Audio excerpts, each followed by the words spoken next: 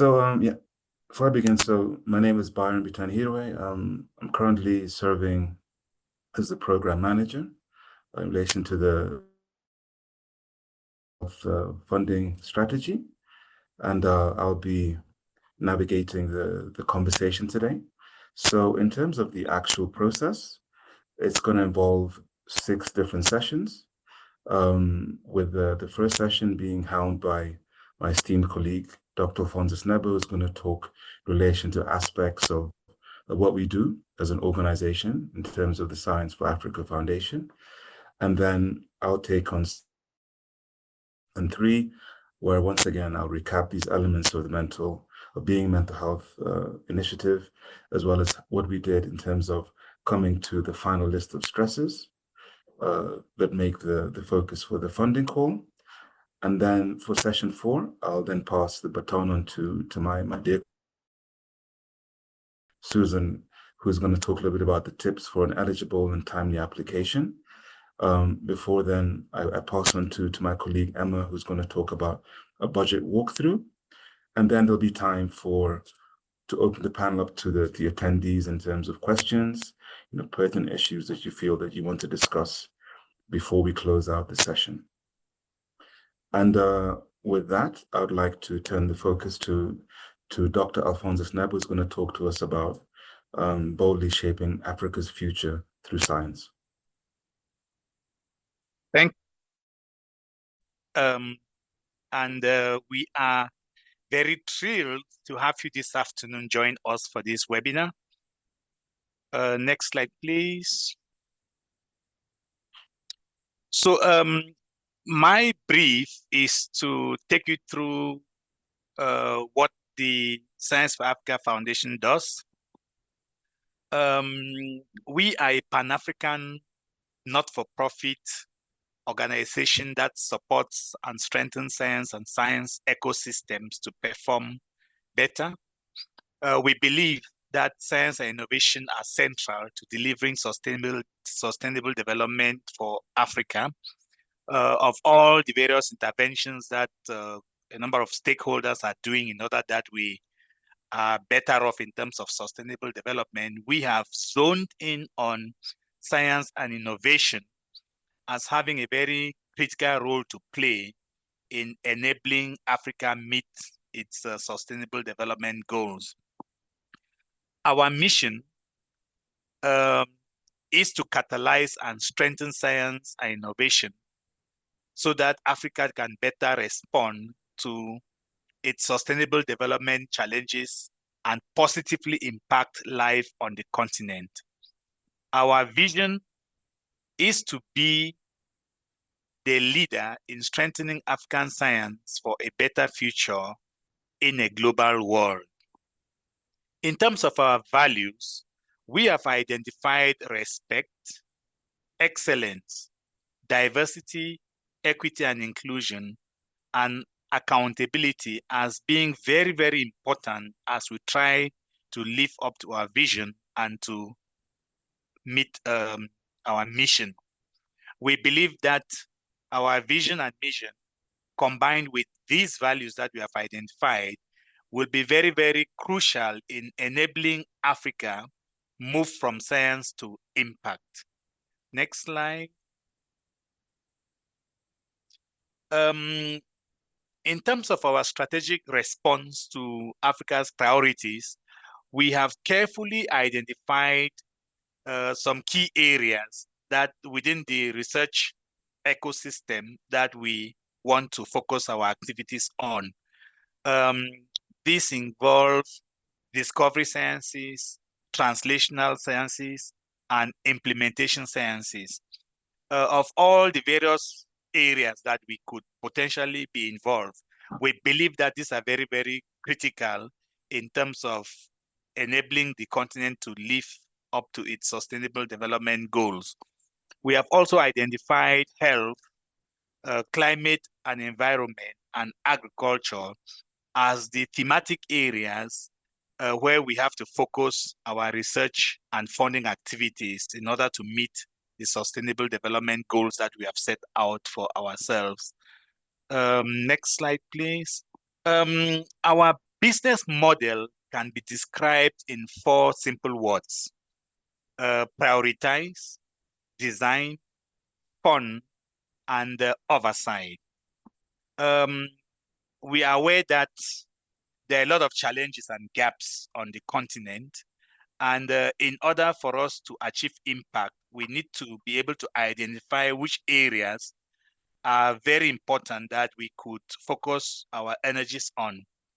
To identify those areas, we embark on a prioritization exercise where we get the best brains on the continent to help us identify those areas and challenges for us to focus our R&D efforts to solve them.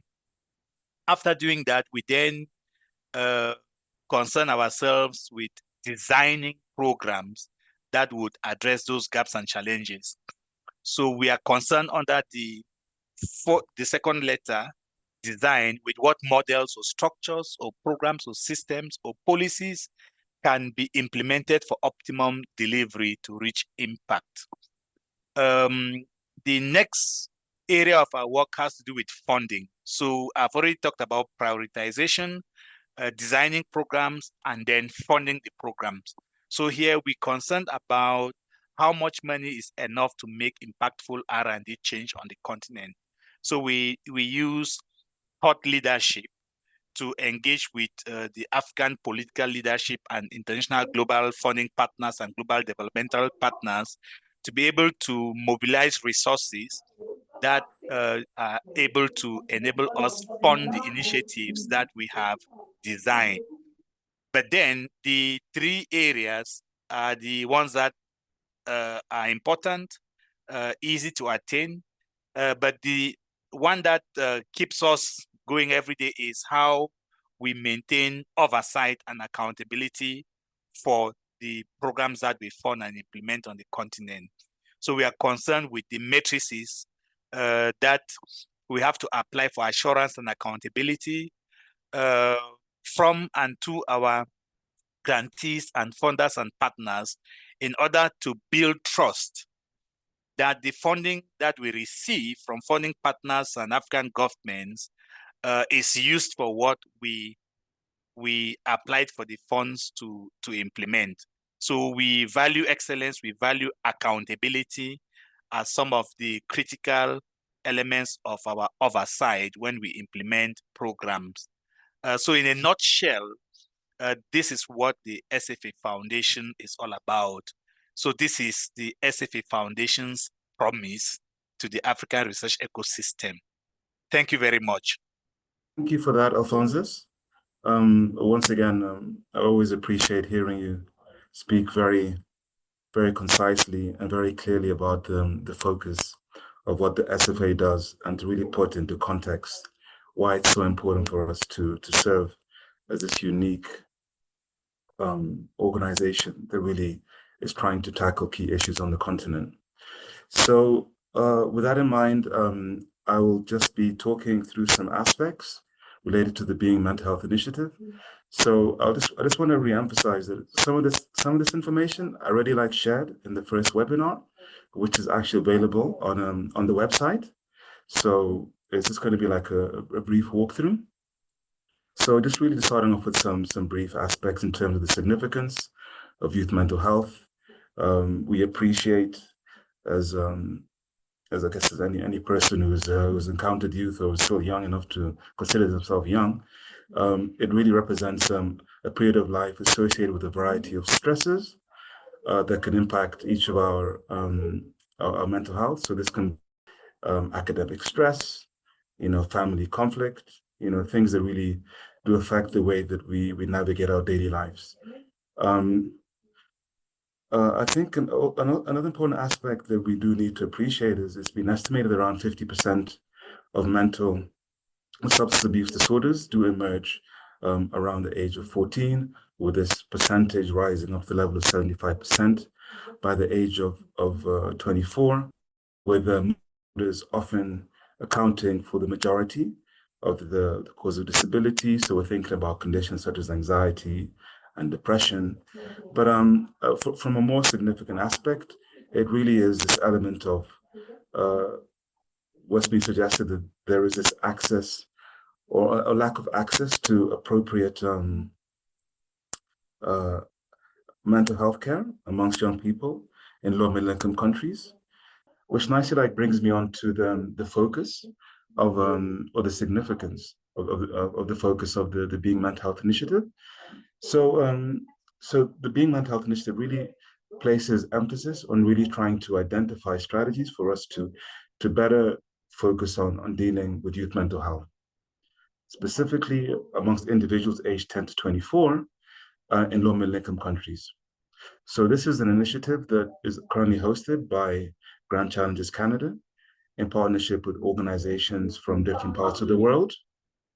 So for instance, in Switzerland, you've got Fondation Bodnar. In the UK, you've got United for Global Mental Health. In Australia, this includes Origin. And of course, on the African continent, we have Science for Africa.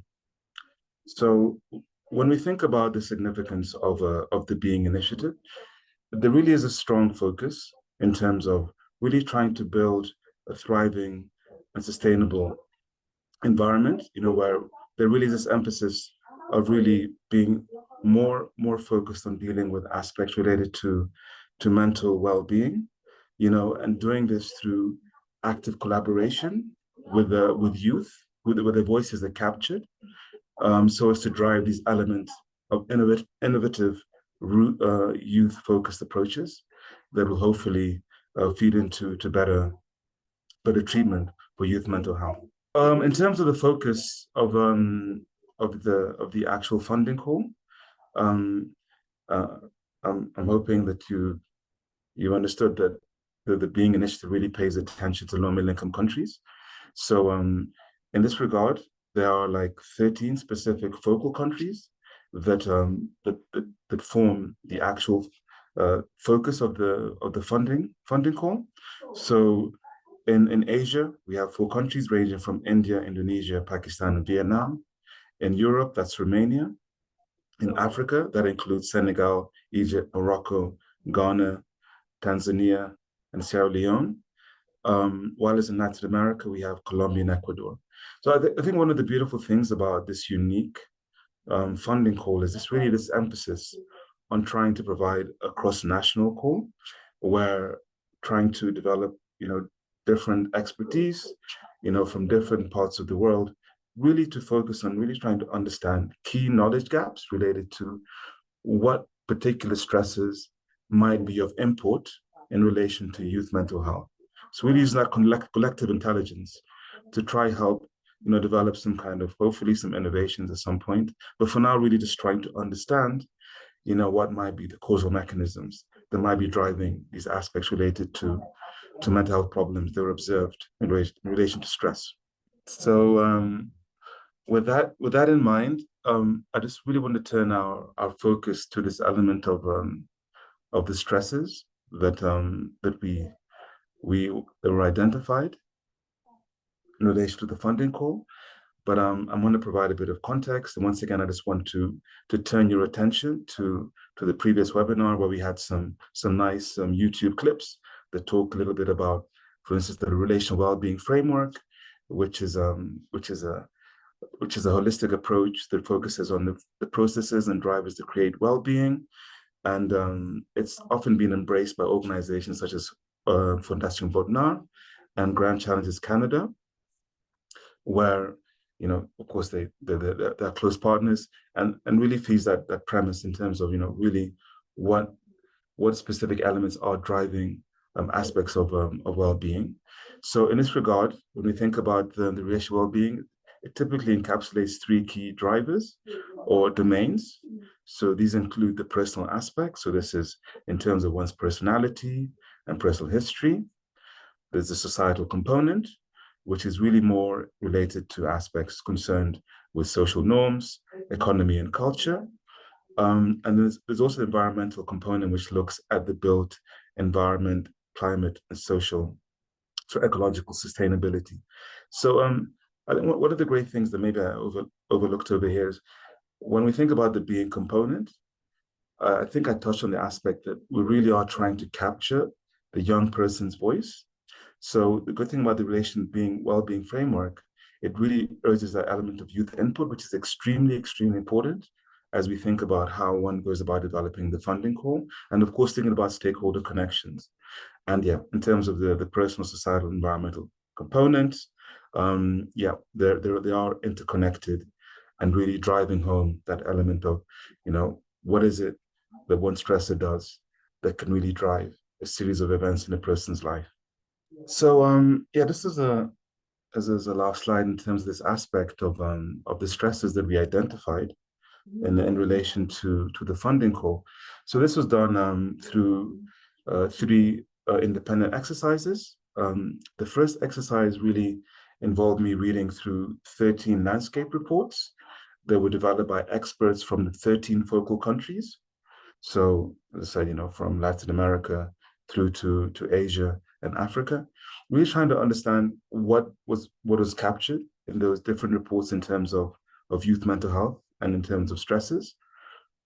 And then for a second exercise, we were in a position where we could develop some virtual convenings. So these were conducted last year around November, where we fortunate enough to get input, people, attendees from really a global aspect who expressed what they felt were important in relation to stresses that are important in terms of mental health affecting youth, stresses affecting youth mental health.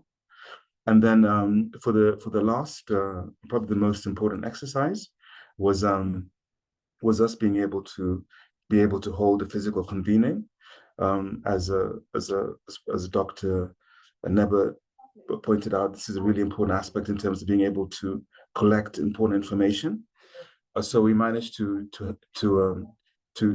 get information from 11 individuals who represented 11 out of the 13 countries of interest, and really having them talk about what they felt were important stresses. So really through this element of a priority research exercises, not just in terms of what stresses they felt were important in their specific countries, but really what were cross-cutting issues. So it was a really comprehensive exercise.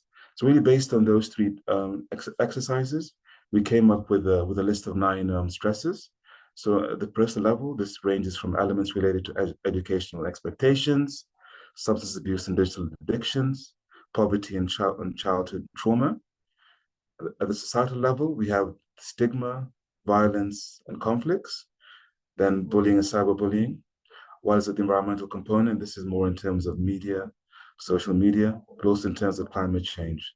So with that in mind, we're hoping, with your intellect and your passion for research, specifically in terms of youth mental health, that you might be able to help fill out some of these gaps in knowledge as to why some of these specific stresses might be driving more specific forms of mental health in relation to specific cultures. But I mean, I think this is really up to you as the investigators to develop the actual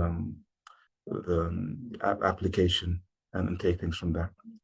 So with that, I'd like to thank you, and I'm going to pass the baton on to my esteemed colleague, Susan Gishoga, who's going to talk about tips for an eligible and timely application. Thank you, Byron and Alphonsus, for your sessions. Before I go, I delve deep into my slides. I would like to let you know that the chat is open. I think I can see people already doing some sort of matchmaking on it. However, if you have a question that you'd like answered, please put it on the Q&A. Otherwise, it will get lost in the chat. I'll give you some few tips just to make sure that you are eligible and that your application is timely. I know these are things that you already know, so I will just remind you that the closing time is in East Africa time. I know you've seen the 1700 hours. Probably you did not note that it is a East Africa time, just so make sure that you know if you're behind or ahead of East Africa time, so that you don't get lost, caught by the deadline. And then the system closes automatically. That means that if you write to me, to the Bing email account after 5, you may not find someone to respond to you. So if you have a problem, probably with your application, say it early. Don't wait until the last minute. That's the basic thing I want to pass across. And then ensure that the system gives you a confirmation after you submit your application. If you don't get a confirmation, then it's something to worry about. On the application itself, the pages will let you know if you have some outstanding sections, because if you have an outstanding section, the system will not allow you to submit. How do you know it's a section that's a must do? It has a red dot on it. And then take note of the word limits in each section. Sometimes when you surpass your word limit, the validation will let you know that that section itself is not valid. So just take note of the word limits. And then for those who are creating portals, I know you may be having problems seeing the submit button after the privacy statement. Set your web page resolution to 100%, and you should be able to proceed. I'll just remind you what we discussed for those who attended the last session about the hub and spoke model. So the hub and spoke model, we have a lead institution, and then we have partner institutions. The partner institutions host the co-applicant, and they also deliver our specific work package on behalf of the lead applicant. And the lead applicant is the one that will receive the budgets and then pass on the portion of the work package budgets to the partners. They are collaborators also in this hub and spoke model, but they do not receive any budgets. So we will now go deeper into the hub and spoke model as defined by the Bing consortium. Next slide, please. So if you look at your call guidelines, we are advising that your consortia should not exceed 5 institutions. That is 5, including the lead. So a minimum of 3 institutions have to be from the focal country. What is the focal country? The countries the 13 countries of interest. So the ones in red form the minimum eligible consortia. 1 focal country as the lead, and at least 2 focal countries as partners. If you extend to a maximum of 5, then you can choose the other 2 from any other country. So I have seen questions from countries that are not in the focal countries. Can we submit an application? The answer is yes, but you have to submit through a focal country that is eligible. So you can form in the second and the third and the fourth spokes if the focal country or the lead applicant so wishes. Then we also advise to apply diversity elements in terms of country, in terms of gender, in terms of thematic area, in terms of the PIs, the stage of their career. That's indicative. And the lead applicant and also the partners, I mean the consortium as a whole, have leeway to apply any other diversity elements that they wish to apply. I have seen a question about can a partner and the lead country be from the same country?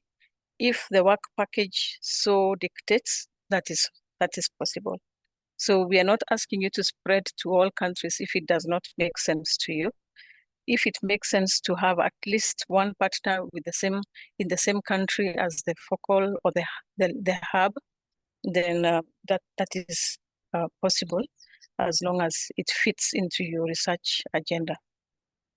Then the research applicant, the researcher, the lead applicant and the co-applicant, sorry, can be an established senior, mid, or early career researcher.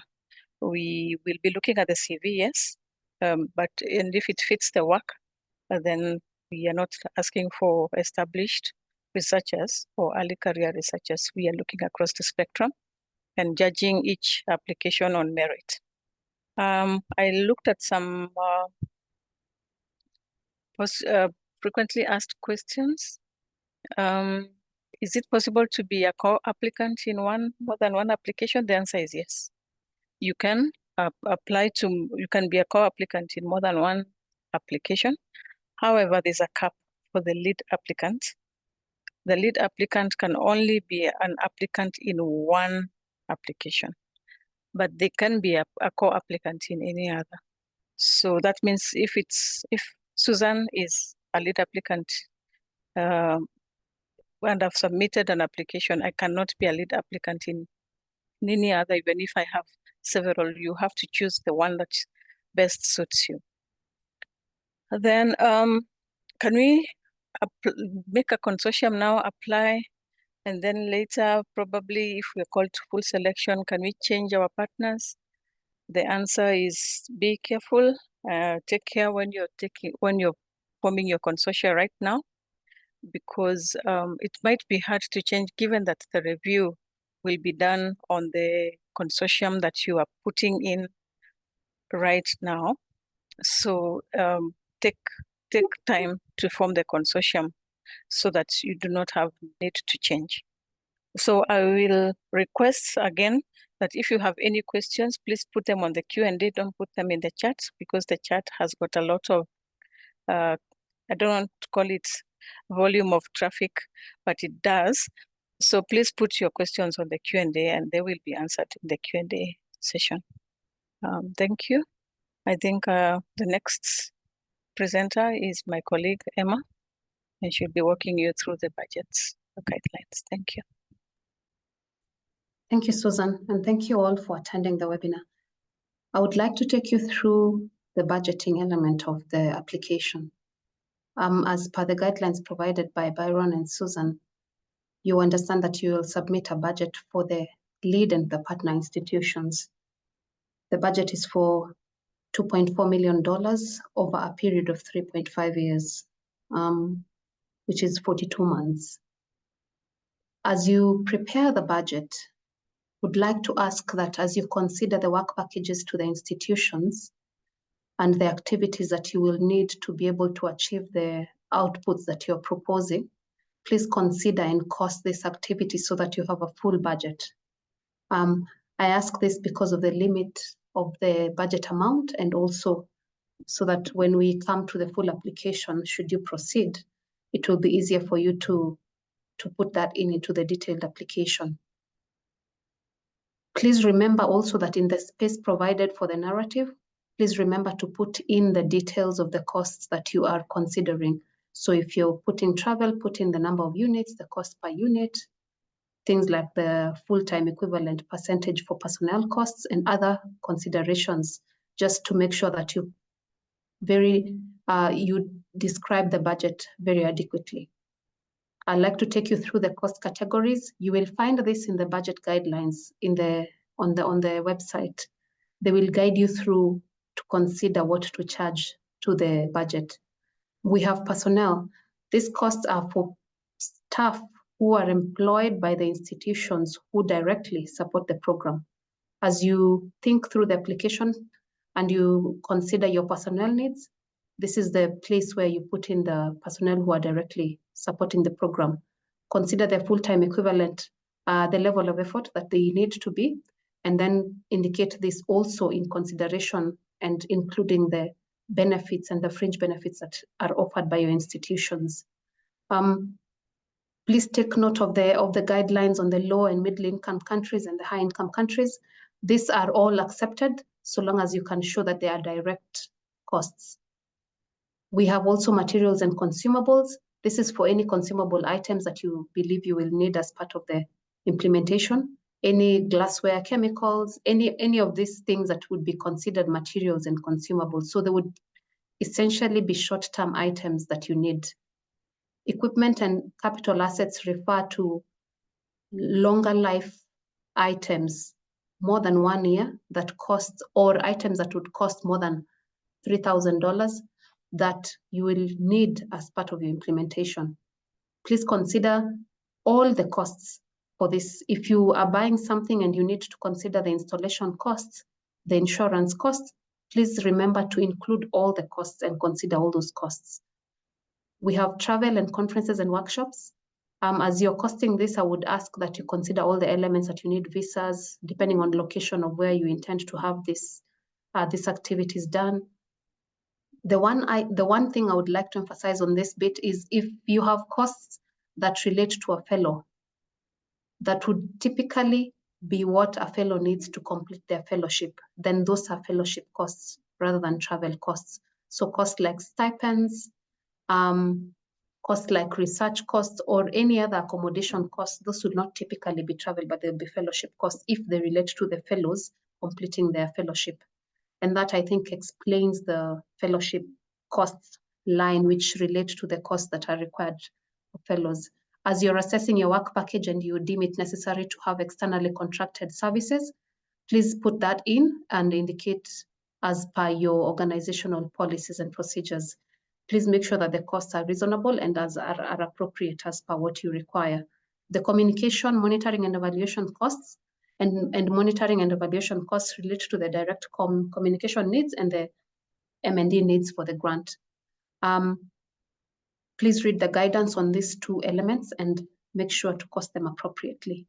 The direct program support costs refer to any costs within your institutions that you require to be able to run the program effectively, should you be successful. Things like stationery, if you need space, all those things that are directly related to the program, please remember to cost them adequately. We also ask that within this line that you will put in $10,000 for GFGP, Good Financial Grant Practice Certification Review.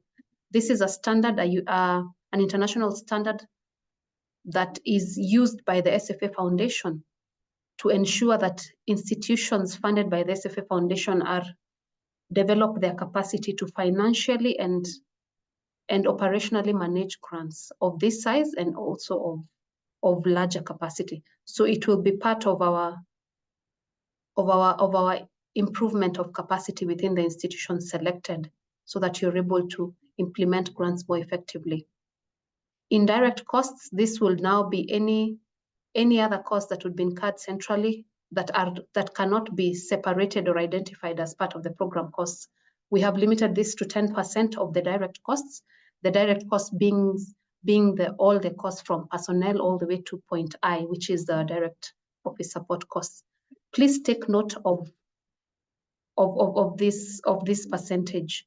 We also ask that as you go ahead and you think that the inflation factor will be significant in your country, please include that in your costing so that you are not disadvantaged when it comes to implementation.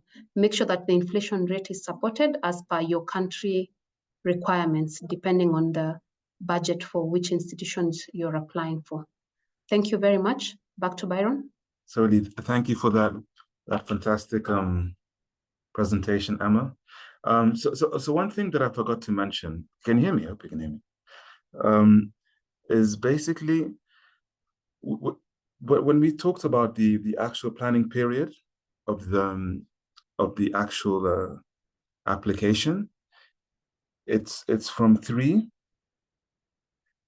to 42 months. So 3 to 3.5 months. 3 to 3.5 years. Yeah. So I think that's something you need to keep in mind when you're actually developing the actual proposal. Sorry, Susan, can you just confirm that for me? Yes, it's 3.5 years, sorry, that's 42 months. And to a maximum budget of 2.4 million, yes. So I have a number of questions, Byron. I think this is a very interactive session and we thank you for your questions. We shall answer some of them on the webinar. Others we will compile into FAQs if we run out of time. And then we'll be also asking some people to raise up their hand and respond on the floor. So I have a number of questions for you, Byron, if you don't mind. Yeah. So there's a question that in addition to collecting data from the lead country, can we also collect, will we also be collecting data from partner countries, including those not eligible for the priority countries? I think this question is asking if the data, the longitudinal study will encompass even countries that are outside the priority countries. Yeah, I mean, so the countries where you'd be getting information from don't form focus of the focal aspect would probably like come in as an element of a collaborator. And if anything, I mean, the more information that you can collect that strengthens the actual focus of a stressor would be beneficial. But I think when it just comes down to this element of the funding aspect, it's important that we do appreciate that individuals who might contribute as a collaborator, so individuals who don't fit within the 13 focal countries, will not get any kind of funding.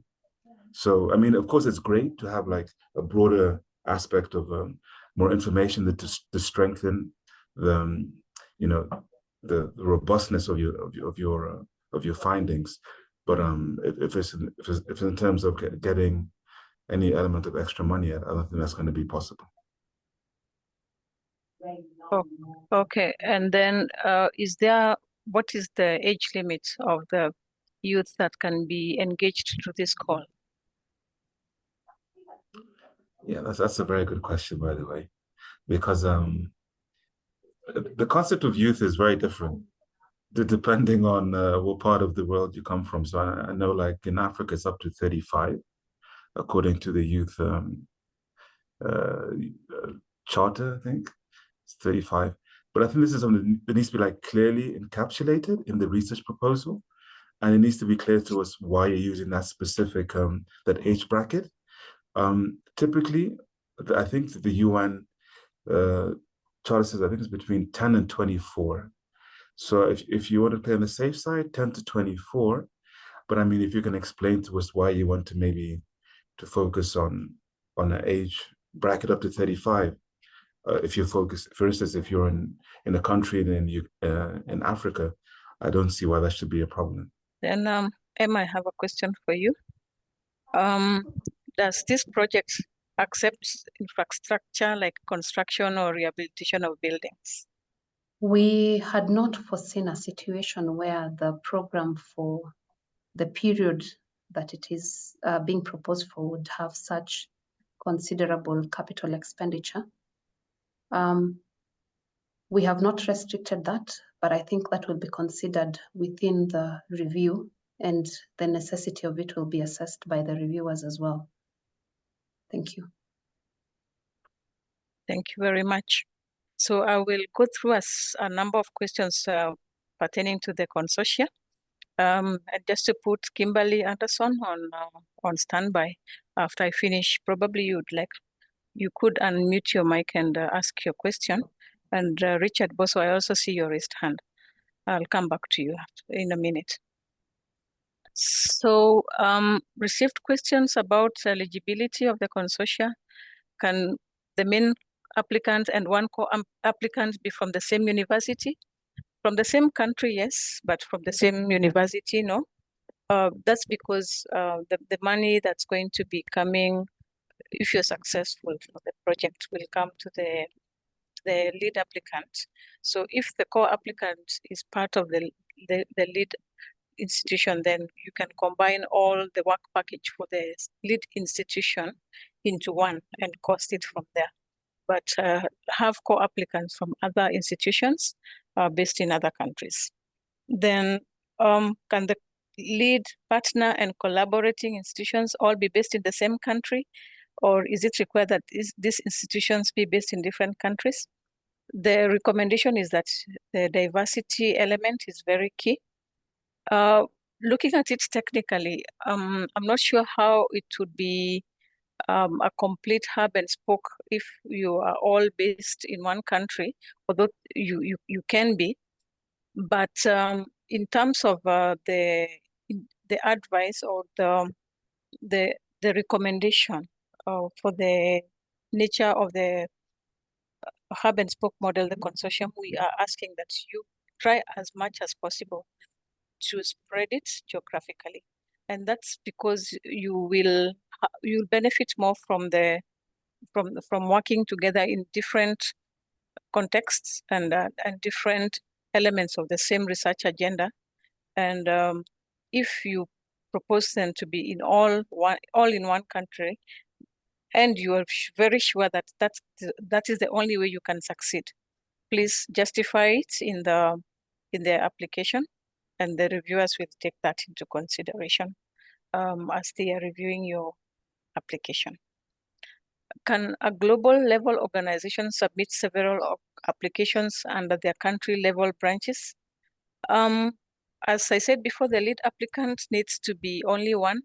So if the global level organization probably has got 6 country level branches, I'm sure the lead applicant will in each of those 6 countries will be different. However, the lead application institution will be the same. So actually, I think it's possible based on the fact that even from one university, different colleges can apply from the same institution. So for example, if you have University A with college A, B, and C, then you can receive applications from the colleges A, B, and C, all linked to organization A. And I think this is the same category of consideration, and my answer is yes, that is possible, as long as the application is competitive and the people applying all need to be eligible, read the eligibility criteria properly.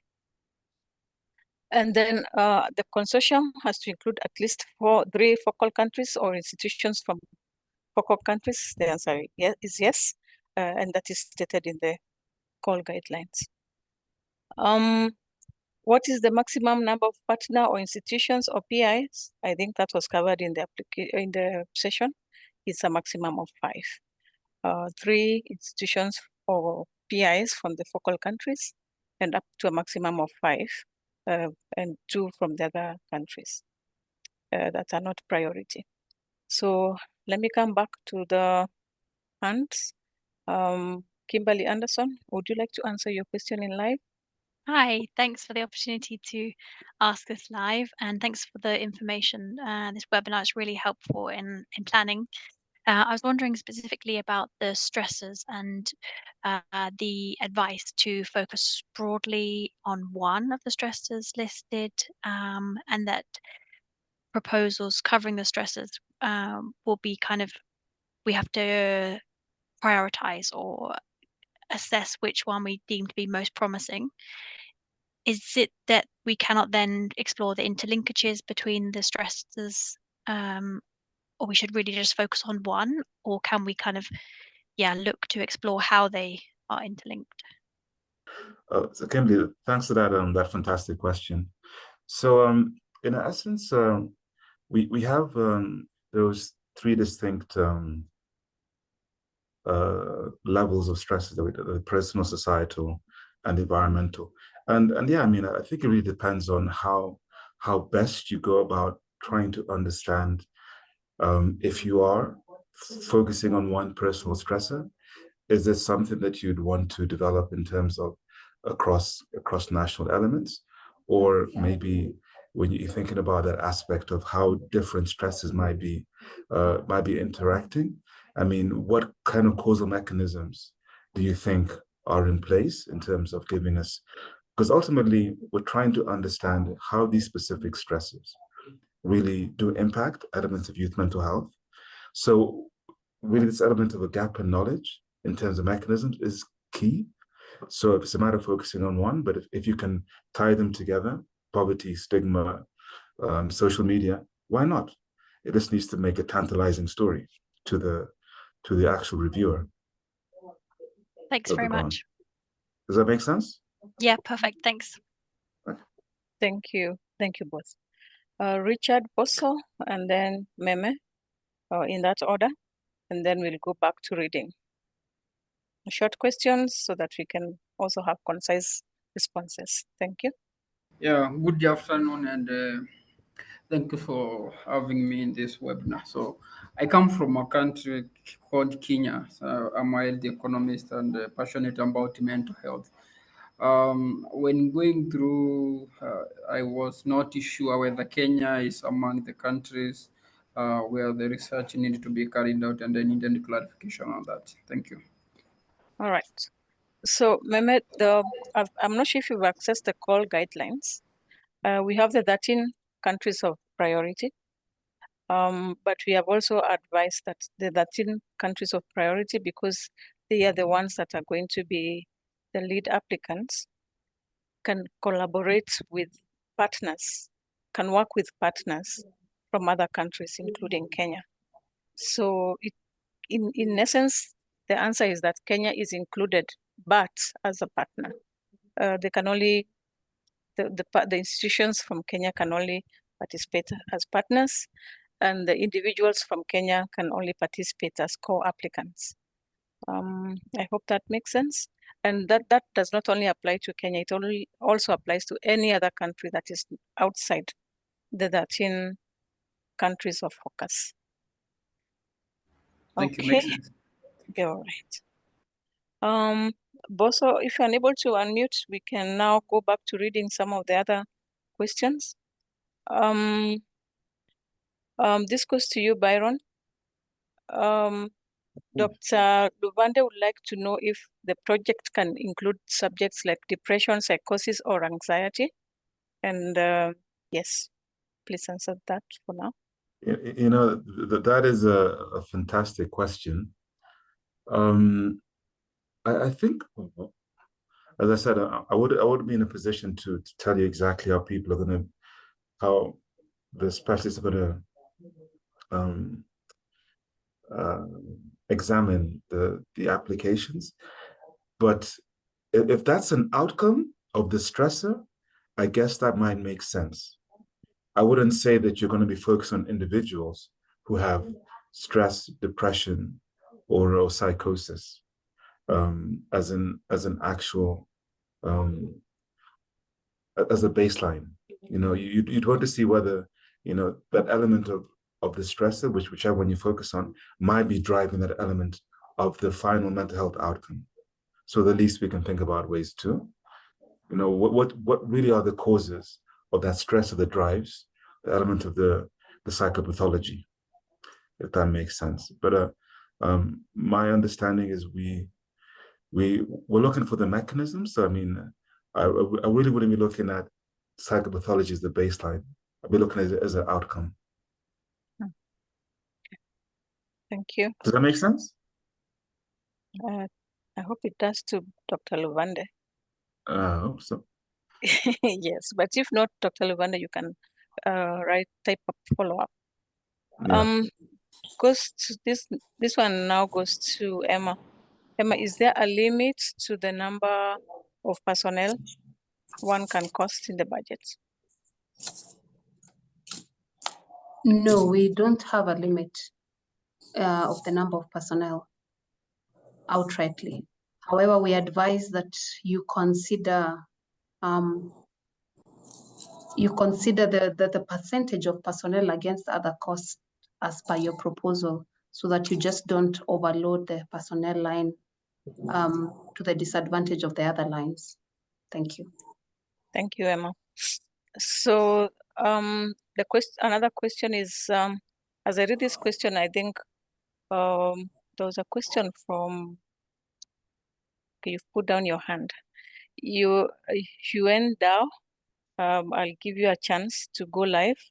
So let me read this question and then you can come after me. Are French-speaking countries eligible? If yes, next meeting we need a translator. Yes, we agree. That is noted. The African countries French speaking, Portuguese speaking, English. All countries in Africa are eligible to participate in this. Of course, only the African countries that are listed in their priority countries can be lead applicants, but all the other countries can participate as partners. That's outside the 13, the 5 actually in Africa. So the application is also in English. We will only be reviewing English written applications, but we don't mean that to exclude anyone, because especially the applications will not be reviewed in terms of grammar. We will only be looking for the nuggets of the idea that you're proposing. So please feel encouraged to apply, whatever the status of the English that you speak. And we actually have translated the call into, is it three languages, Byron? We've translated it into French, Portuguese, and Arabic. You'll find the call guidelines on the website that are pertain to your language. And Spanish as well, no? Yes, and Spanish. Oh, Spanish, yes. Yeah. Yes. So you'll find, you can actually read the call guidelines in the language that you're most fluent in. Just this webinar, we were not able to translate, but probably in terms of transcription, we can look into that. Alfonso, would you like to say anything further to that? Not quite. You've answered quite clearly. Okay, thank you. Can I go ahead with my question at this time? Oh, that's Richard. You have been able to unmute. Yes. Go ahead, and then you're next. Okay, so I have 2 questions. The first one is, when I was reading from your website on this call, I found a phrase that said you don't fund implementation projects. What does that phrase mean, implementation projects? And the second question is, so let's assume I have a partnership or a network of 4. I am the lead, I have the lead organization, and I have 2 partners or collaborators, and all of them are qualified to be leads. Could they also present an application or proposal as leads with different combinations where I could also be, my organization could also be their partners? In other words, at the end of the day, that 3 or 4 of us can present about 4 or 3 different proposals? I think I'll take the first one. So basically, thank you for that very, very good question, Richard. So the focus of our actual funding call is really just to tackle those specific knowledge gaps. And that really fits within the bracket of primary research. Implementation research is more about, when you've got like a plan that you want to put into action, right? And to have that plan to put into action, you need to have, primary research, from what I've understood. So I hope that makes sense. We really are just looking for more primary research that's focused on understanding those causal mechanisms related to a stressor of choice that might be affecting an individual's, a young person's mental health. If you allow me to add that our partners will be also issuing a separate call that will focus more on implementation research, looking at interventions and innovations that would be able to address some of the challenges that youth actually face in terms of mental health and well-being. So you may want to look out for that call. I think it should come through Grand Challenges Canada, I believe. Yeah, it should be out in April. So we work closely with them. So yeah. So if anything, we're not trying to overstretch our boundaries, So yeah, as my esteemed colleague mentioned, there should be a call being pushed out relatively soon. Really focusing on implementation. So look out for Grand Challenges Canada. Okay. All right. Thank my you. second one. I could take that. I think it's feasible. You could be a lead applicant in one application and a co-applicant in another one. Your co-applicants on the application where you are a lead applicant could also be lead applicants in another application while you are a co-applicant, as long as you meet all the other criteria that we've spelled out in terms of country eligibility, partners and collaborations. Okay. Yes. That's You wonderful. can, Thank you very much. yeah, the lead only applies once, but can be co-applicants in several. Same to the institutions. The institutions can be lead and lead institutions and partner institutions in more than one application. Huyen Dao, sorry, I've taken a bit longer to come to you.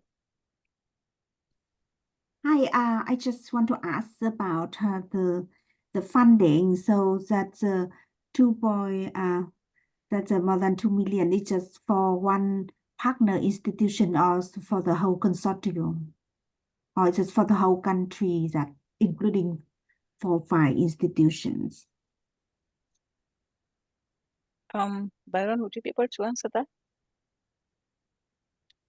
Yes. So in essence, the actual 2.4 million would be not per country, but would be for the consortium per se. So I mean, how you go about allocating the element of the budget is something that of course will take a lot of planning, but yeah, it's really not per country. It's literally 2.4 million per project that's hopefully gets accepted for funding.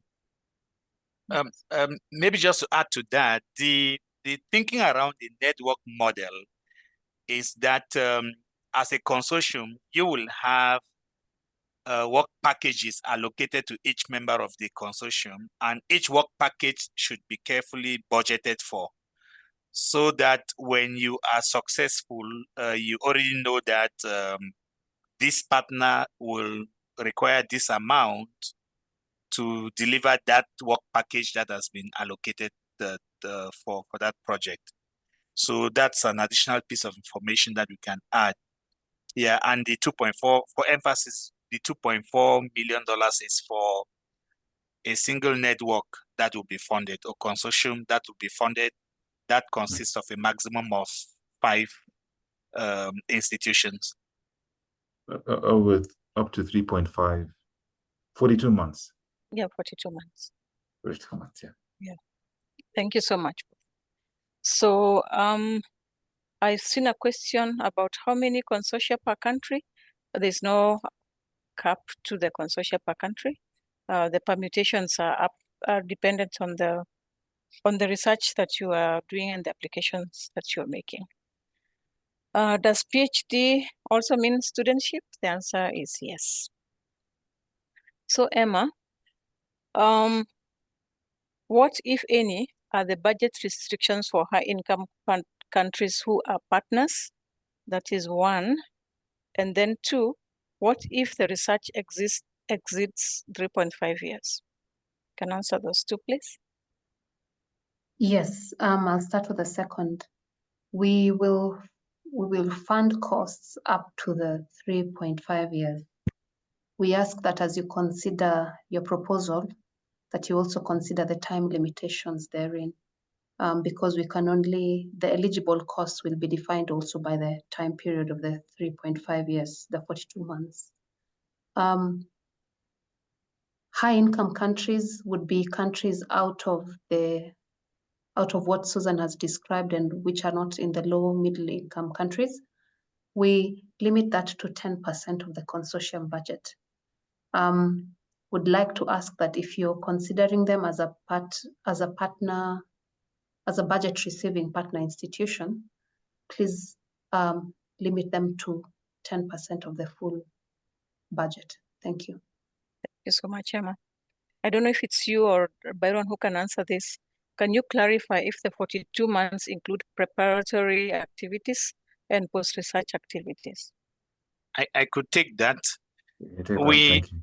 Yes, we normally, the 42 months, they start from when you sign, if you are successful, you will be required to sign a grant start certificate, and the 42 months will start from the date of the grant signing the grant start certificate. So any other activities that you would have taken before this date would not count for the funding cannot be used for activities that predate this particular start date certificate.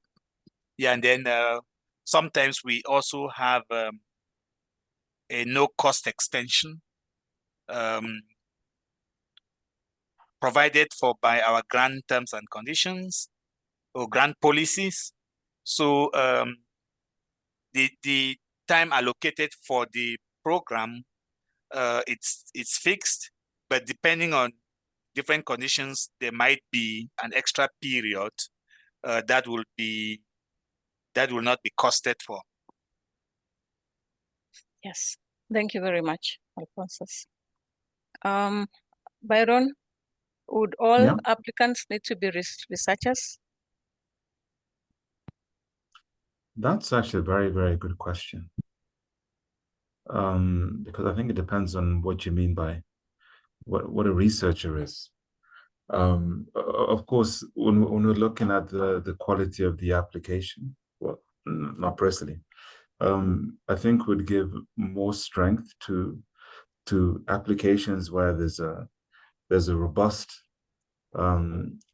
set of individuals who have, a track record of delivering on be it research aspects. But I mean, you can also I'm just talking out loud now. Maybe thinking about civil society organizations, that might be one way, to potentially figure out what stresses might be impacting whatever research question you're trying to develop. But yeah, because research can be looked at in a lot of different ways. It just depends on how you want to answer the question. I'm happy to add to that. Yeah, we are looking for globally competitive research leaders in the field of mental health and youth mental health who can develop a research program and implement it and build capacity along the way over the period that this grant will be required. They would be expected to provide leadership for the consortium and guide other equally established researchers to build capacity in this particular area. I think that's what we're looking for.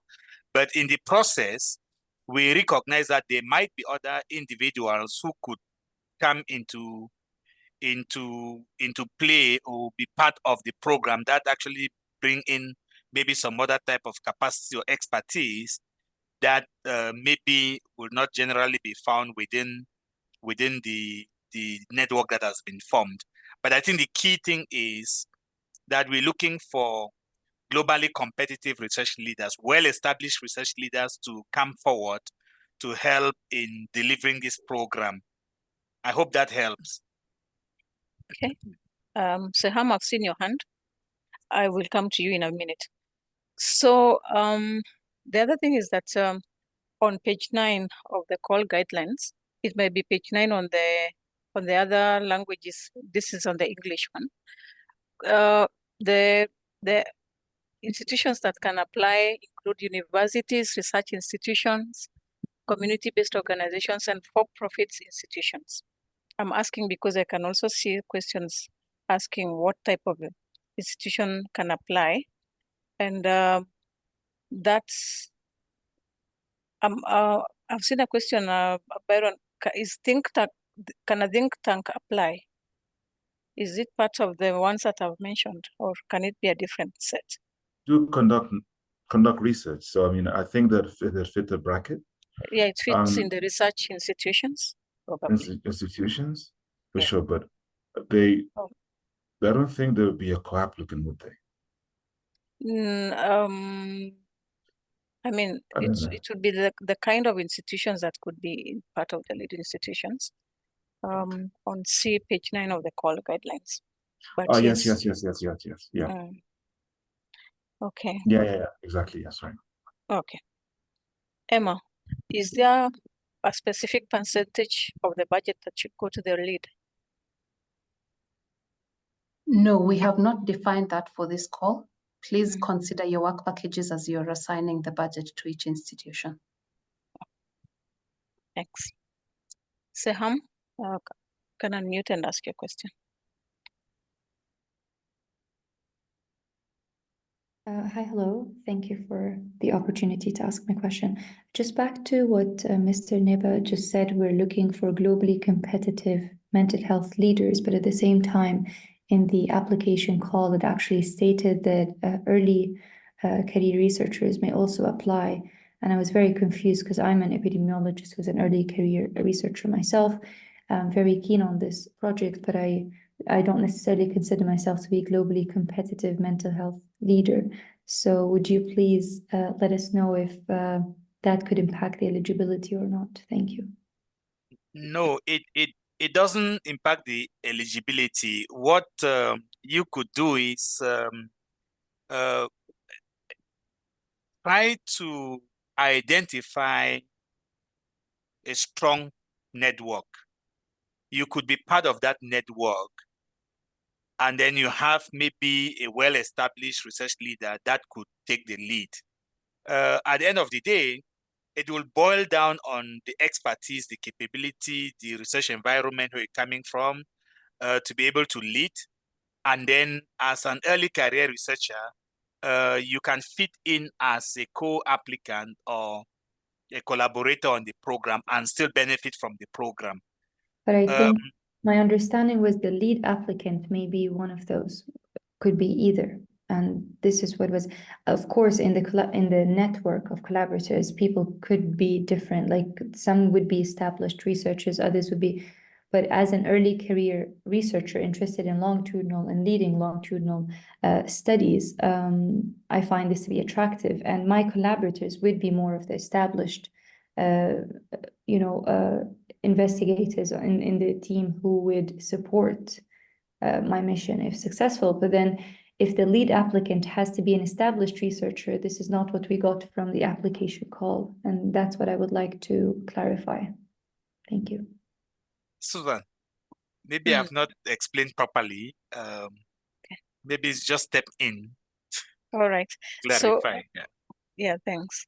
So Seham, on page 9 of the English guidelines, the lead applicant eligibility, senior, early career, mid-career, and established researchers are eligible to apply.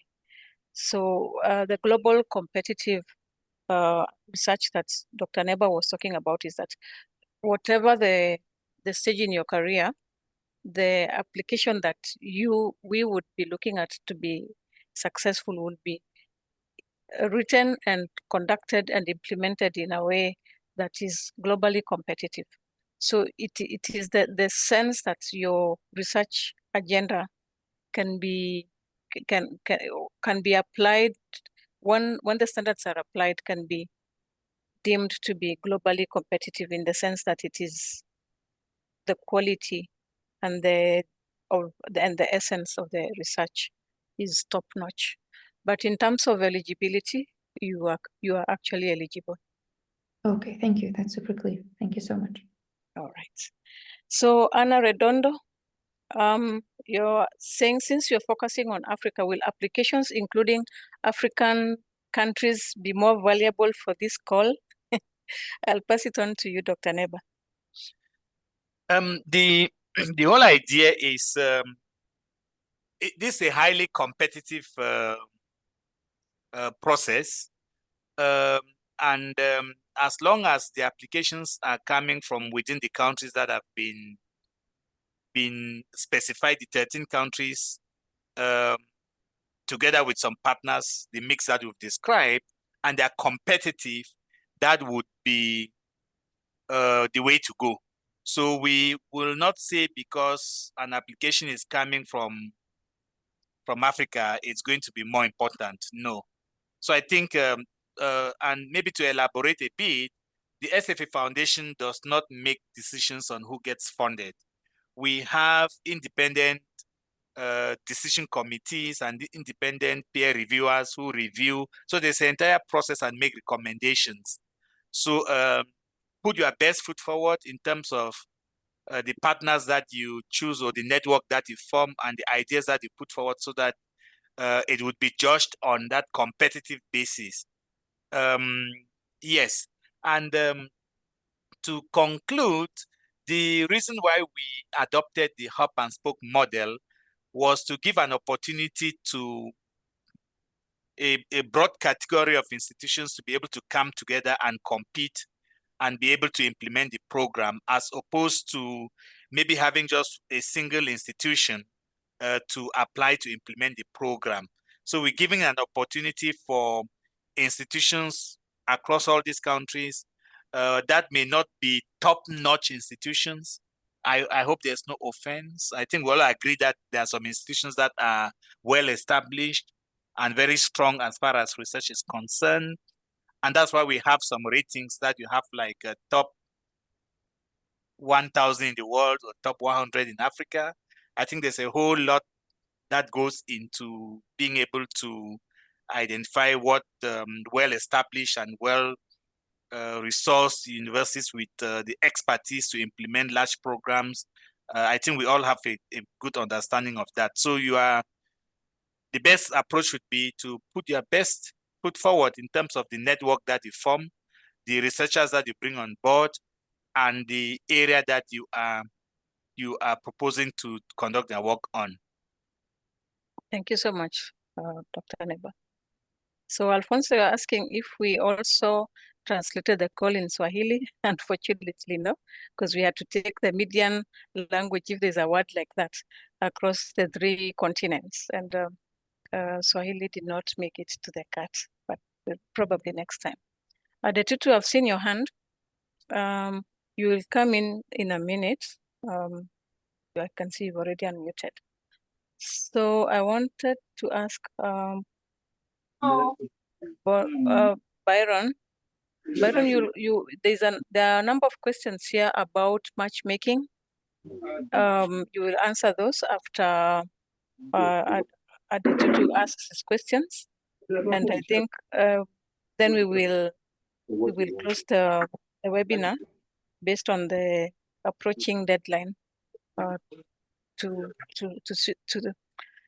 approaching deadline for the webinar to end. And just also to confirm that we will put all the webinar assets on the webpage. Adetutu, please. And thank you. Good afternoon from Nigeria. Good afternoon. I'm Dr. Adetutu from Obafemi Awolowo University in Nigeria. Thank you for the wonderful meeting. I joined very late, but I asked the question, the essence of the meeting. I knew when I filled the webinar, I read through the call on young people or adolescent mental health, and that is my core area. But I came very late to the meeting and I was asking the essence for what to do, the needful. But in the course of the short period I spent on the meeting, I got the explanation from you and the other anchor of the program. So I want to ask somebody like me who is, let me say, mid-career person or an early career, but it depends on the definition.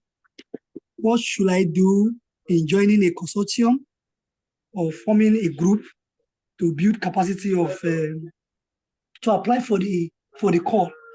So I need more light on what to do going forward. Okay. Thank you. So thank you so much, Olefemi. Byron will respond to that when he's talking generally about the matchmaking. Okay. Shrija. Hello, this is Shrija from India. Can you hear me? Yes.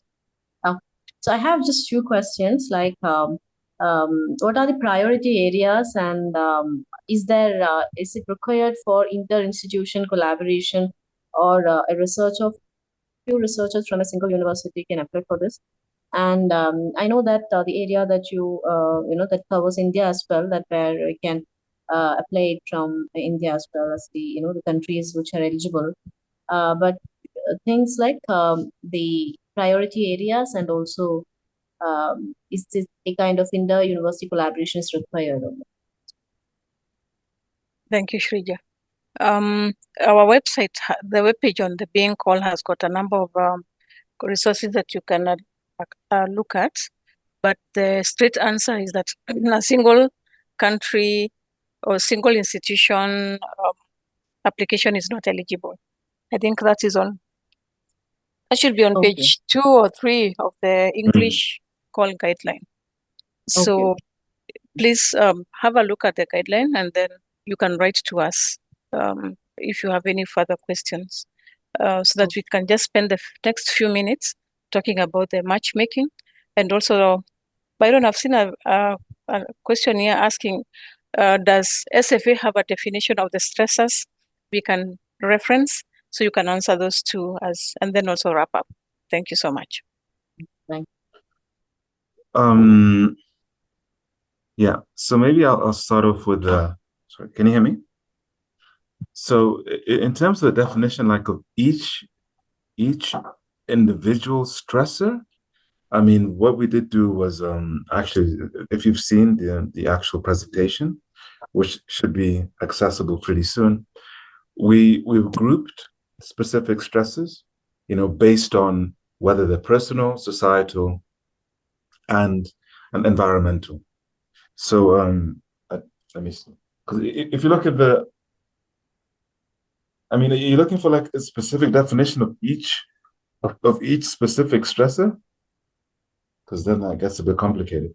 Because if you look at the guidelines, the guidance notes, like on page number 6, it tells you, for instance, when you think about personal stresses, these represent stresses experienced at the individual level.